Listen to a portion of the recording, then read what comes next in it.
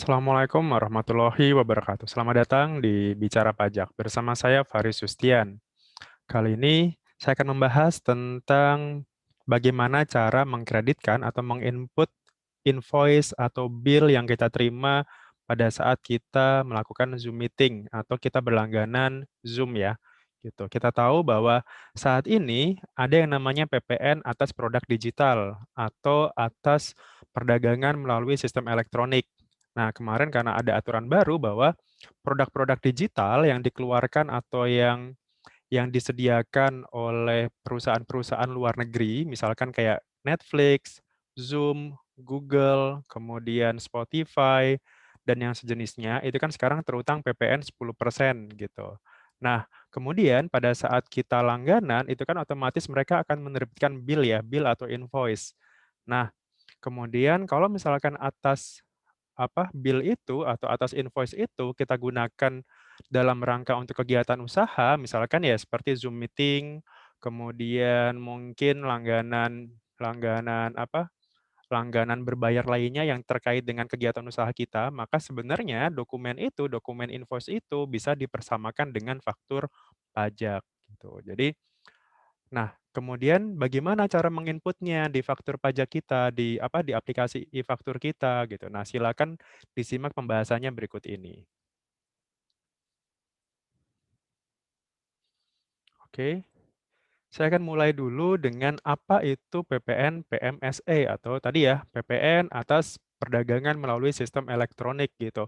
Mungkin untuk lebih jelasnya ini sudah pernah saya buatkan videonya terkait dengan produk digital. Jadi saat ini PPN itu bisa dikenakan terhadap produk digital gitu. Contohnya misalkan kalau kita langganan dengan langganan Netflix, maka atas biaya langganan itu ditambahkan 10% ya kan. Misalkan harganya 100.000, maka yang kita bayarkan menjadi 110.000. Kemudian Zoom misalkan pada saat kita langganan untuk kegiatan rapat atau seminar di kantor, nah biasanya pada saat tiap bulan Zoom akan membuat bill yang akan ada PPN-nya 10% gitu. Nah, seperti itulah kurang lebih PPN atas produk digital. Nah, kemudian di samping itu, dengan adanya pemungutan ini, maka DJP itu menerbitkan aturan perusahaan-perusahaan apa saja yang boleh memungut PPN. Karena itu tidak semuanya, tidak semua produk-produk digital yang mereka keluarkan itu terutang PPN gitu. Ada batasan-batasannya.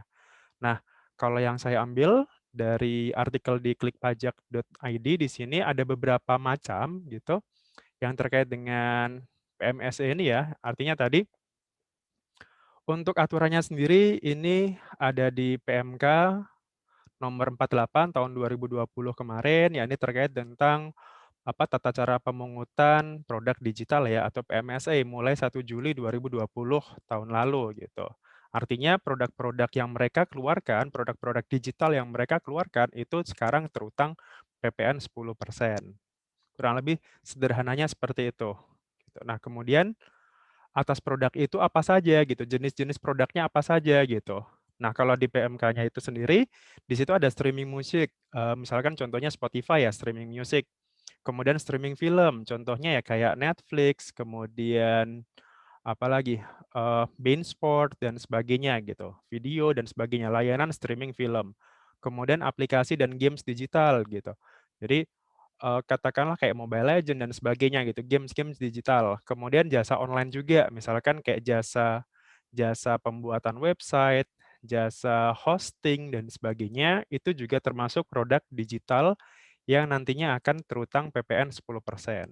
Kenapa ini harus terutang PPN 10%? Ya karena ini untuk istilahnya latar belakangnya adalah biar equal nih, gitu. Selama ini kan kalau yang produk-produk barang barang kena pajak, jasa kena pajak yang sifatnya real, sifatnya nyata, itu kan sudah terutang PPN gitu. Misalkan kalau kita belanja di sebuah toko, itu kan akan terutang PPN gitu loh. Tapi selama ini, sementara kalau di dunia maya, di dunia digital, produk-produk yang sejenis itu belum dikenakan PPN gitu. Makanya dengan adanya aturan PMK ini, PMK 48 ini, dia berada di playing field yang sama gitu. Dia berada di lapangan yang sama gitu. Dia sama-sama terutang PPN jadinya. Jadi kalau kita belanja di toko real tet terutang 10% PPN-nya, kalau kita belanja di dunia digital juga terutang PPN 10%. Jadi artinya dia equal di situ. Kurang lebih seperti itu untuk latar belakangnya. Oke, dari jenis-jenis produknya tadi, kemudian kita masuk ke tadi ya, kalau untuk PMSE sendiri itu sudah dijelaskan tadi terkait perdagangan melalui sistem elektronik gitu. Kemudian pihak-pihak yang terlibat berarti ya pihak, eee, pelaku usahanya yang produsennya, kemudian konsumen gitu, eee, kemudian untuk konsumennya ini bisa orang pribadi, bisa juga instansi atau perusahaan gitu, tergantung tergantung keperluannya, nah, berikutnya adalah di sini ketentuan untuk bisa dikenakan PPN, pelaku usaha di PMSE itu adalah dilihat dari jumlah transaksi, dari nilai transaksinya, dan jumlah, traffic-nya, gitu. Jadi, kalau di sini, kalau di aturannya, itu misalkan di sini ada, coba kita cek di sini. Nah ini, untuk kriteria menjadi pemungut PMSE, pemungut produk digital, itu paling tidak misalkan transaksinya 600 juta setahun atau 50 juta per bulan. Kemudian traffic-nya, akses ke situs tersebut atau akses ke produk tersebut itu, melebihi jumlah tertentu dalam 12 bulan, misalkan berapa kali download, berapa kali traffic-nya di sana gitu. Nah, kemudian, yang lainnya juga ada ya gitu. Jadi kurang lebih, kalau dari sisi omset itu paling tidak setahun transaksinya nilainya harus di atas 600 juta dan, katakanlah berapa berapa traffic atau kunjungan di situs tersebut gitu. Mungkin untuk lebih jelasnya silakan nanti, bisa dilihat di video saya yang lain terkait dengan produk digital ini. Oke, kemudian di sini ada daftar perusahaan yang ditunjuk memungut PPN PMSE tadi produk digital gitu. Karena tidak semuanya tadi ya, tidak semua perusahaan-perusahaan produk digital tadi itu boleh memungut PPN gitu. Jadi harus ditunjuk dulu, baru boleh dia memungut PPN gitu. Contohnya ini ada sekitar 70-an sekarang, karena itu nanti akan terus bertambah ya, karena kan tadi syaratnya tadi, paling tidak itu 600 juta setahun, gitu. Jadi kalau omsetnya udah di atas itu, maka wajib dia harus memungut PPN produk digitalnya. Kalau di bawah itu, maka tidak perlu atau tidak wajib memungut PPN digital ini. Nah, di sini ada banyak nama-nama besar, misalkan ada Amazon Web Service, Google Asia, Netflix gitu. Jadi sekarang kalau kita langganan Netflix itu pasti ada PPN-nya sekarang. Spotify, Facebook, kemudian Alexa, TikTok, misalkan ada Disney Plus gitu, Walt Disney ini kan, kemudian McAfee ini terkait dengan virus, kemudian Microsoft terkait dengan produknya Microsoft pastinya. Kemudian Skype Communication, jadi kalau perusahaan kita menggunakan layanan Skype untuk ya mungkin untuk rapat ya, nah itu juga bisa nih, bisa kita manfaatkan bill-nya gitu. Kemudian ini juga, nah nomor 26 di sini, Zoom Video Communication gitu. Jadi selama ini kalau kita virtual meeting atau pakai seminar itu kan seringnya kita pakainya itu kan Zoom ya gitu. Walaupun ada produk-produk yang lain kayak ya Google Classroom, Google Meet, kemudian Microsoft Teams dan sebagainya. Cuman yang familiar di sekarang kita adalah Zoom Video Communication gitu. Nah, karena Zoom ini sudah menjadi pemungut PMSE, pemungut PPN produk digital, maka setiap transaksi dengan mereka, mereka pasti akan memungut PPN gitu. Silakan dicek di bill-nya pada saat kita terima bill dari mereka, itu pasti akan ada teksnya PPN-nya berapa. Kalau kalau untuk bahasa asingnya atau bahasa Inggrisnya PPN itu kan VAT ya, value added tax gitu. Jadi kalau ada VAT-nya, ada VAT-nya, maka itu pasti PPN. Jadi silakan dicek lagi, kalau misalkan ada VAT-nya 10%, maka itu pasti PPN. Yang lainnya juga ada di sini kayak Shopee, Alibaba, Microsoft Corporation, UC Web gitu. Dan ini ada banyak dan ini pasti akan bertambah ya gitu. Jadi ada Tokopedia, kemudian di sini ada Zalora tapi kemudian dicabut di sini. Ada Lazada juga, Bukalapak, kemudian Tencent, Netflix juga ada, Amazon, TeamViewer. Jadi kalau misalkan selama ini kita langganan TeamViewer untuk remote remote komputer kita misalkan, kalau kita langganan ya, kalau kita berbayar maka sama nih, billing mereka, billing yang kita dapatkan dari mereka itu bisa kita kreditkan di e-faktur gitu. Jadi lumayan mengurangi cost di PPN-nya. Ada juga di sini Scripd untuk langganan dokumen ya gitu. Kemudian 24 jam online. Kemudian ini marketplace Jalora lagi, ternyata ini kembali ditunjuk sebagai PPN PMSE per 1 Juli 2021. Terus terakhir ini ada Pipedrive. Jadi ada sekitar 76 sekarang gitu. Dan ini masih akan bertambah ya, masih akan bertambah dan juga mungkin ada juga yang berkurang gitu. Jadi kalau misalkan dia tidak lagi menjual produk digital di Indonesia, maka ya otomatis dia tidak akan menjadi pemungut lagi gitu. Karena kita balik lagi ya ke apa? Ke karakter PPN itu kan konsumsi untuk dalam negeri gitu. Jadi kalau misalkan dia tidak menjajakan dagangan digitalnya itu ke dalam negeri ya atau ke istilahnya ke dalam daerah pabean, maka ya itu tidak terutang lagi PPN gitu. Jadi kurang lebih ada sekitar 76 nih perusahaan yang kalau kita dapat bill dari mereka dan itu terkait dengan kegiatan usaha kita, itu bisa kita kreditkan ke aplikasi e-faktur kita. Jadi sebagai pajak masukan kita nanti.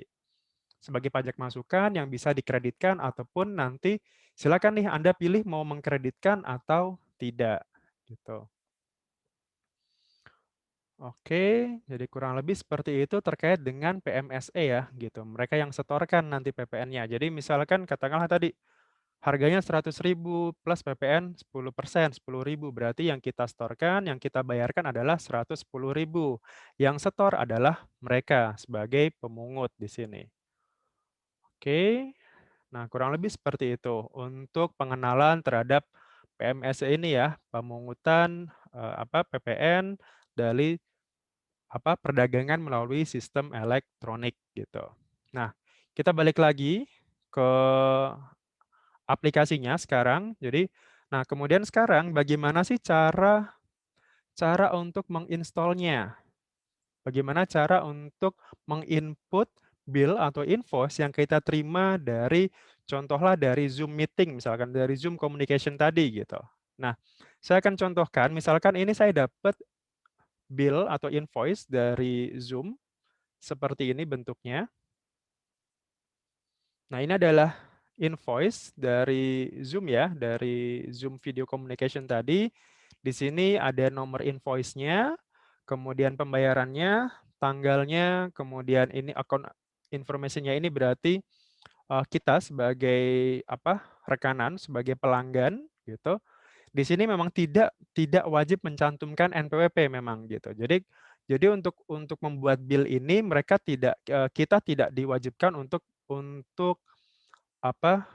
membuat NPWP gitu. Paling tidak ya misalkan kalian karena mereka ini perusahaan dari luar negeri ya gitu. Jadi ini tidak diwajibkan untuk membuat NPWP gitu. Jadi mereka tidak punya NPWP memang gitu.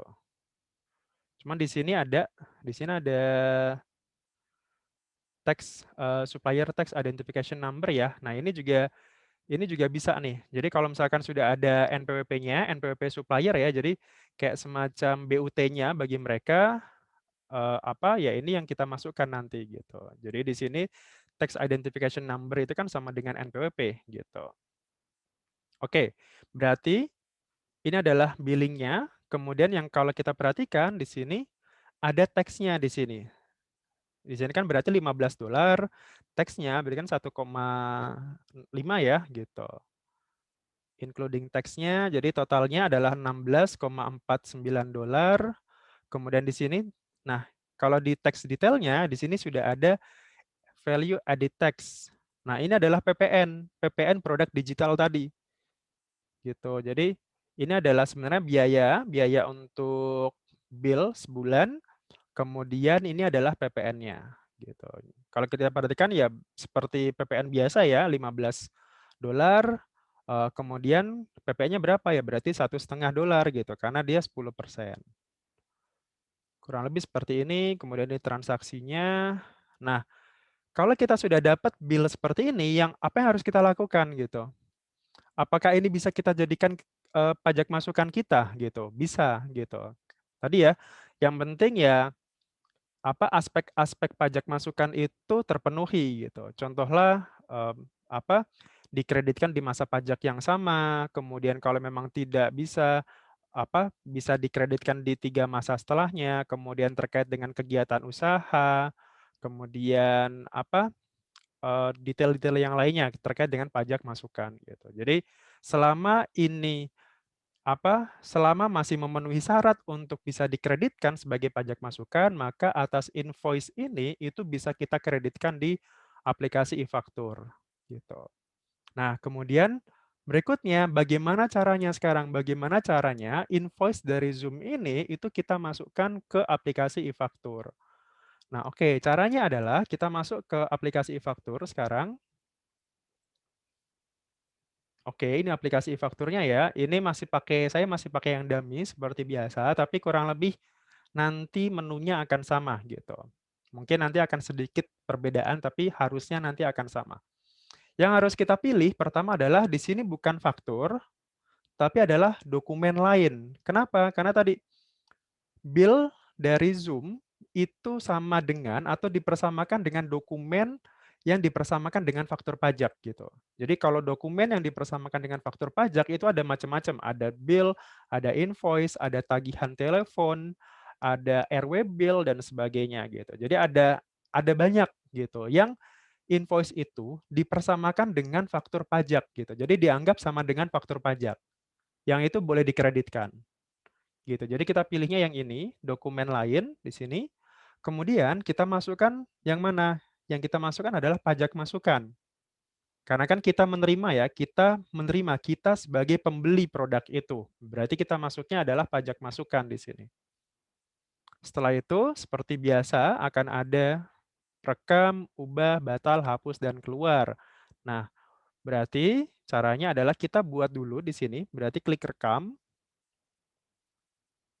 Kemudian di sini jenis transaksinya silakan Anda pilih yang nomor 2, perolehan BKP atau JKP di dalam negeri. Gitu. Karena kan kita transaksinya di dalam negeri ya, gitu. Kita transaksinya walaupun perusahaan itu aslinya dari luar negeri, gitu. Jadi tetap tetap apa pilihnya yang nomor 2, perolehan BKP barang kena pajak atau jasa kena pajak dari dalam negeri. Oke. Kemudian jenis dokumennya di sini kita pilihnya yang normal, bukan pengganti, tetap yang normal. Kemudian detail transaksinya. Detail transaksinya di sini kepada pihak yang bukan pemungut PPN. Nah, kita ubah ke di sini. Nomor 3 di sini kepada pemungut selain bendahara. Gitu. Jadi kita pilihnya ya kepada pemungut selain bendaharawan di sini karena kan mereka ini sebagai pemungut ya, pemungut produk digital sebenarnya. Gitu. Oke, kita di sini. Kemudian dokumennya itu kita pilihnya yang ini, yang nomor 1, dokumen yang dipersamakan dengan faktur pajak gitu. Dokumen yang dipersamakan dengan faktur pajak. Oke. Kemudian lawan transaksinya siapa? Tadi ya, kita cek lagi di Zoom-nya tadi, di bill Zoom-nya tadi. Nah, di sini kan ada supplier tax identification number gitu. Ini adalah NPWP dari pihak Zoom-nya gitu. Nah, ini kita input saja.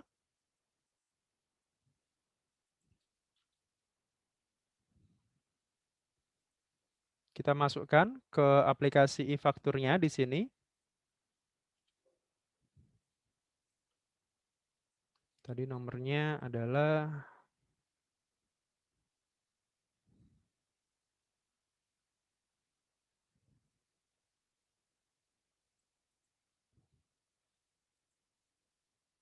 oke.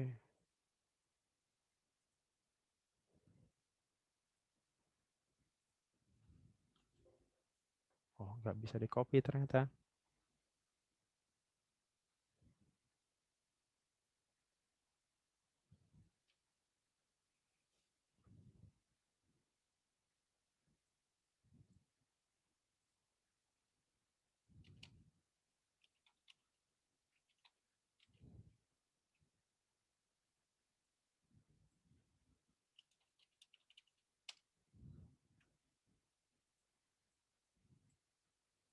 Oke, ini adalah nomor NPWP-nya, kemudian nama lawan transaksinya siapa? Tadi ya, Zoom Video Communication.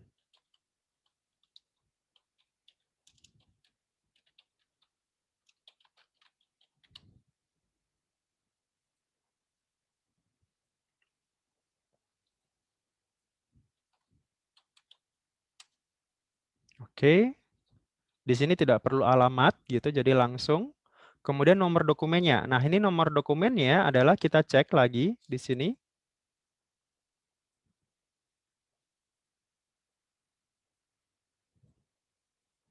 Nomor dokumennya ini adalah nomor invoice-nya ya. Di sini ada nomor invoice-nya. Ini yang kita copy.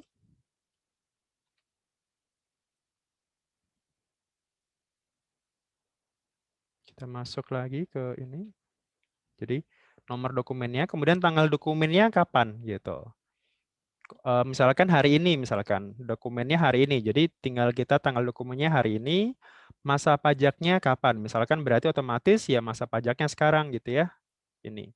Jadi mengikuti tanggal dokumen kalau masa pajak. Kemudian dasar pengenaan DPP-nya. Nah, ini kan harus dalam mata uang rupiah gitu. Sementara yang tadi ini masih pakai yang dolar. Jadi ini harus kita konversi dulu ke mata uang rupiah gitu. Kira-kira pada saat ini ditagihkan, ini kira-kira berapa sih nilainya, nilai rupiahnya? Ini kan misalkan tadi ya, DPP-nya itu yang ini ya, DPP-nya itu yang subtotal, bukan yang total ini. Jadi DPP-nya adalah yang subtotal ini, 14,99 dolar. Kalau kita rupiahkan, misalkan, kalau kita rupiahkan berarti 14,99 kita kalikan asumsi dolar pada saat itu adalah 14.500 misalkan. Oke, hasilnya adalah 217.355 gitu. Ini kita copy 217.355 ya. Nah, kita balik lagi ke e-faktur tadi. Nah, kita masukkan di sini angka DPP-nya 217.355. Maka otomatis di sini PPN-nya adalah Rp21.735. PPNBM ini kalau nggak ada berarti kita kosongkan. Nah, kalau sudah seperti ini berarti tinggal kita klik simpan. Klik simpan, dokumen lain berhasil disimpan. Apakah Anda ingin membuat dokumen baru? Kalau tidak ada lagi, maka kita pilih no. Tapi kalau misalkan kita masih ada bill yang lain, silakan ditulis lagi seperti yang tadi. Gitu. Kita asumsikan sudah, berarti kita pilih no di sini. Oke, ini sudah masuk. Gitu. Jadi kalau ini tidak perlu diupload gitu. Jadi langsung ini masih bisa kita ubah, batal, hapus dan keluar. Gitu. Nah, kemudian cara mengeceknya gimana? Ini apakah sudah masuk ke SPT kita atau tidak gitu. Nah, seperti biasa kita masuknya ke SPT di sini, kemudian kita posting. Kita posting di sini. Oh, ini sudah. Ini saya hapus dulu aja.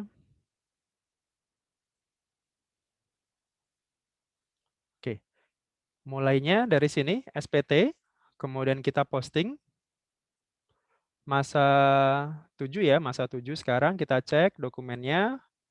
Ada pajak keluarannya 6, pajak masukannya 1. Ya 1 yang tadi ya, yang ini gitu, yang invoice dari Zoom tadi gitu. Kemudian kita posting. Oke, data SPT berhasil dibentuk sekarang. Kemudian kita close aja. Nah, kita masuk lagi ke buka SPT sekarang untuk mengecek kira-kira apakah sudah masuk atau tidak pajak masukan kita. Kita cek di sini, perbarui tampilan. Kemudian kita pilih di sini masa pajaknya bulan 7. Kemudian buka SPT untuk diubah. Oke, di sini SPT berhasil dibuka. Nah, sekarang kita cek di sini, masuk ke SPT lagi, kemudian formulir lampirannya. Nah, ingat ya, untuk pajak masukan itu formulirnya adalah B, B1, B2, B3. B1 ini untuk pajak masukan untuk impor, B2 ini untuk pajak masukan yang boleh dikreditkan, sementara kalau B3 itu adalah pajak masukan yang tidak bisa dikreditkan atau tidak boleh dikreditkan. Nah tadi, karena ini kita bisa kreditkan, maka kita cari yang B2. Oke, kita cek di B2-nya. Nah, B2 ini sudah masuk tadi. Nama penjualnya adalah Zoom, nama NPWP-nya ini, kemudian kode invoice-nya tadi ya, nomor nomor atau kodenya, tanggalnya ini, DPP-nya dalam bentuk rupiah, harus dalam bentuk rupiah. Jadi kalau misalkan masih dalam bentuk dolar atau mata uang asing, kita harus konversi dulu ke mata uang ke rupiah kita. Jadi biasanya kan ya kalau tinggal kita sesuaikan aja pada saat itu kira-kira kurs rupiahnya berapa gitu.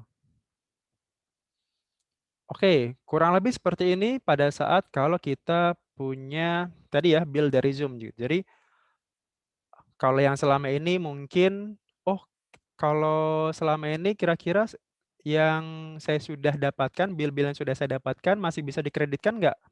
Masih gitu ya, selama 3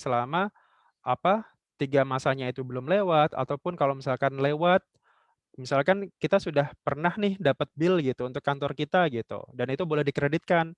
Katakanlah dari sejak bulan Januari gitu.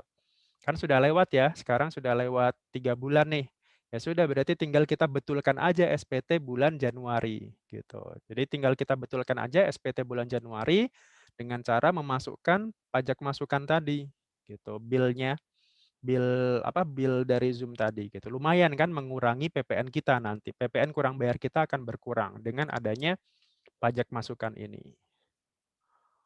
Oke, kurang lebih seperti itu terkait dengan PPN atas produk digital. Jadi invoice-nya itu kita bisa kreditkan di pajak masukan kita di aplikasi e-faktur kita, gitu. Semoga informasi ini berguna bagi Anda dan mohon maaf kalau ada kekurangan. Dan dari saya, assalamualaikum warahmatullahi wabarakatuh. Bye.